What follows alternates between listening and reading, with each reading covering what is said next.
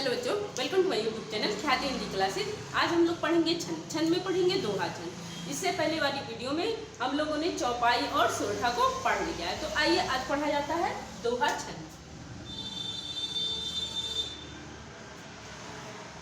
दोहा छंद, देखिए दोहा छंद परिभाषा तो सबको याद हो जाएगा, लेकिन अब इसमें से कंपटीशन में क्वेश्चंस बनते हैं कि दोहा कौन सा छंद है, सम्मात्रिक है, विसम्मात्रिक है, अर्धसम्मात्रिक है। तो जिस तरह सोरठा अर्धसम्मात्रिक छंद था, इसी तरह दोहा आपका भी अर्धसम्मात्रिक छंद होगा। उसके बाद से पूछ लेते हैं इसमें कितने चरण होते हैं, इसके पहले और तीसरे चरण में कितनी मात्राएं होती है, दूसरे और चौथे चरण में कितनी मात्राएं होती है। कभी कभी ये करके पूछ लेता है किस छंद के पहले और तीसरे चरण में 13-13 मात्राएं होती हैं। अब ऐसे क्वेश्चन पूछ रहा है, आप परिभाषा याद करके कुछ नहीं करना है, आपको बस समझने की कोशिश करनी है। और कभी कभी उदाहरण दे देता है तो एक पंक्ति उठा के आपको दे देगा।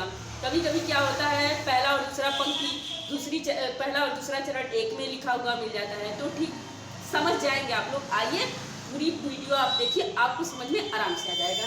तो यह पहला ही प्रश्न इसका बन जाता है, यह अर्धसम्मात्रिक। अर्धसम्मात्रिक का अर्थ होता है, अगर मान लीजिए इसमें 4 चरण है तो इसके 2 चरण एक जैसे होंगे, मात्राएं 2 चरण एक जैसे होंगे। अर्धसम्मात्रिक छंद है इसमें पहले ये लिख लीजिए, इसमें 4 चरण होते हैं, 4 चरण होते हैं। इसके पहले और तीसरे चरण में 13-13 मात्राएं, कितनी 13-13 मात्राएं होती हैं, तथा दूसरे और चौथे चरण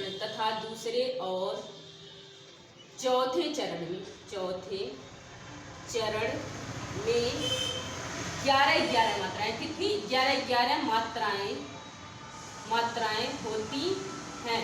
देखिए एक नियम ये है कि इसके 13 और 11 मात्राओं पर यदि पाया जाता है, लेकिन हर दोहा में नहीं पाया जाता है, वैसे ही लिख दिया जाता है, ठीक है। तो उस पर आप ध्यान न दीजिएगा। उदाहरण देख लिया जाए। उदाहरण आपका है, ये परिभाषा हो गई। देखिए आपका यहाँ से क्वेश्चन बनता है कि दोहा कौन सा छंद है, तो अर्धसम्मात्रिक छंद है। दोहे में कितने चरण होते हैं, 4 चरण होते हैं। इसके पहले और तीसरे चरण में कितनी मात्राएं होती है, 13। दूसरे और चौथे में 11-11 मात्राएं होती है। यहाँ से 4-5 क्वेश्चंस आप लोगों को मिल रहे हैं। उदाहरण देख लीजिए, जैसे जो रहीम उत्तम प्रकृति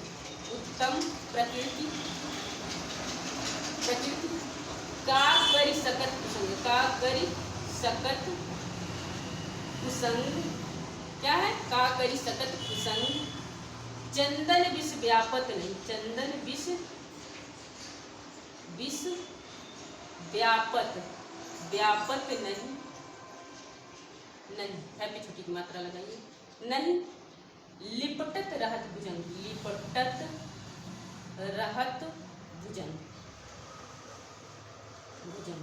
ठीक है।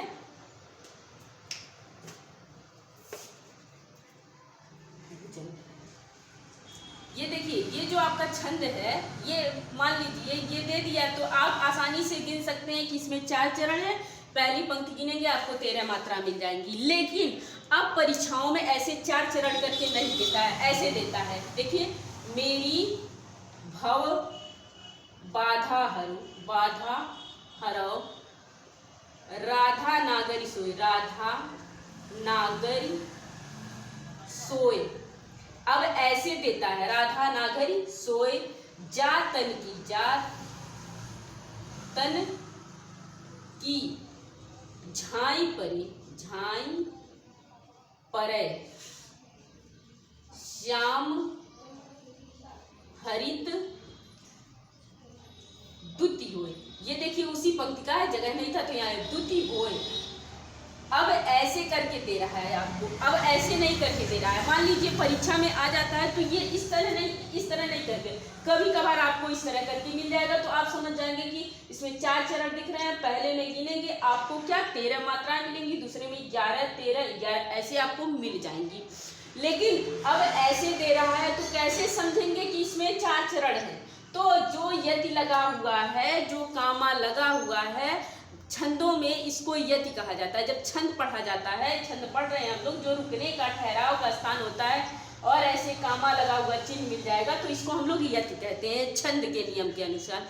तो जब अगर आप यहाँ से यहाँ तक मात्रा गिनिए, देखिए यहाँ से यहाँ तक आप मात्रा गिनिए, यहाँ गुरु, यहाँ गुरु, यहाँ लघु, यहाँ लघु, यहाँ गुरु, यहाँ गुरु, यहाँ लघु, यहाँ लघु, यहाँ गुरु। देखिए 2 3 3 2 5 5 2 7 7 2 9 10 11 12 13, आपको यहाँ क्या मिल गई? 13 मात्रा मिल गई।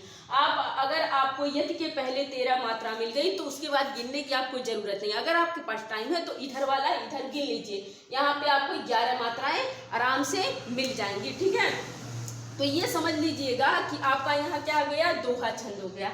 देखिए रोला और सोरठा में भी यही स्थिति आती है कि सोरठा में भी ये वाली पंक्ति ऐसे करके लिख के आती है। अब ऐसे करके 4 चरण नहीं पूछते हैं कंपटीशन की परीक्षा में। अगर आपसे दोहा छंद की परिभाषा उदाहरण कहता है तो आप ऐसे लिख सकते हैं, लेकिन आपको एक पंक्ति देके पूछेगा तो कैसे बताएंगे? तो एक पंक्ति ये इतना नहीं देगा, मान लीजिए ये इतना नहीं देता, देता ही नहीं, मानना क्या है?